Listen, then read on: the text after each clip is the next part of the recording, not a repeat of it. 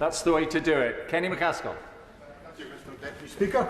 It's a pleasure to speak in this debate. It encapsulates the two crisis issues of our time: the collapse of the British economy and its kick-on effect into our society, and the vital need for Scottish independence.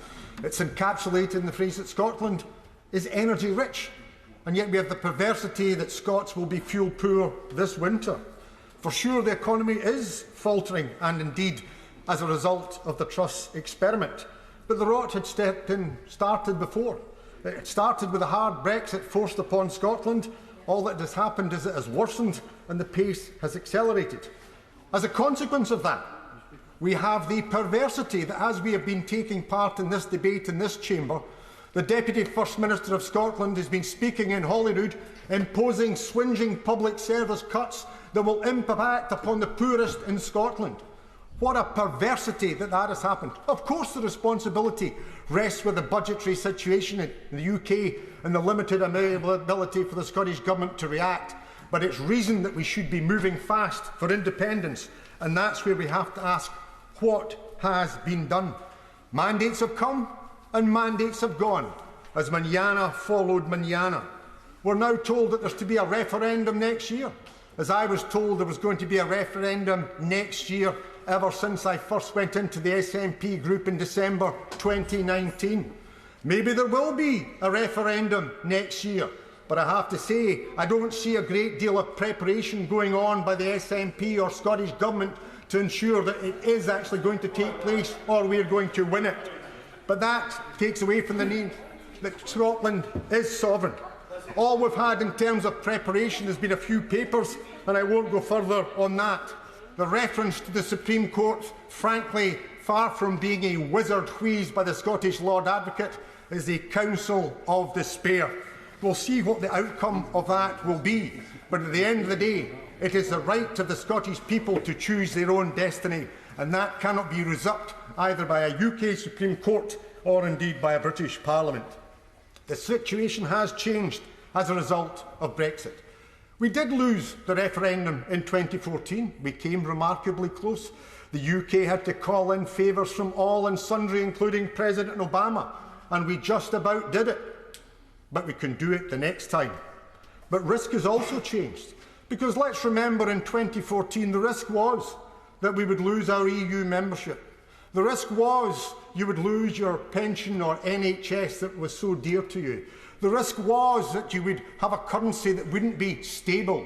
The risk was that you wouldn't be part of this good British force for good. And the situation is we've had Brexit and been ripped out of the EU, sterling is plummeting, the NHS and our pensions are being privatised and undermined, and Britain, far from being a force for good, is the international laughingstock. What's so great about being British when you can see the turbines turning from your home and you won't be able to heat your house this winter? But what's being done? Where is the action? And that's why I have to go on to what needs to be done. First of all, the bill for referendum should be lodged in the Scottish Parliament. If you don't have a Lord Advocate who's prepared to do it, then get a minister or other member of your party to do it. Lodge it forthwith, so that when it does come before the Supreme Court, as it has been, and they have to make their decision, it's not simply a referral from the Scottish Government. It is the sovereign will of the Scottish people that their Parliament have decided, and that stands behind it. The Scottish National Party still have the time to get this out of the fire and to make sure that Holyrood passes that bill. But secondly, let's call a Scottish Constitutional Convention, because at the end of the day, the people of Scotland are sovereign.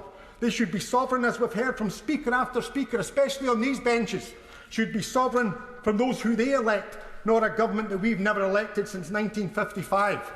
Why do we need a Scottish Convention? Look around you.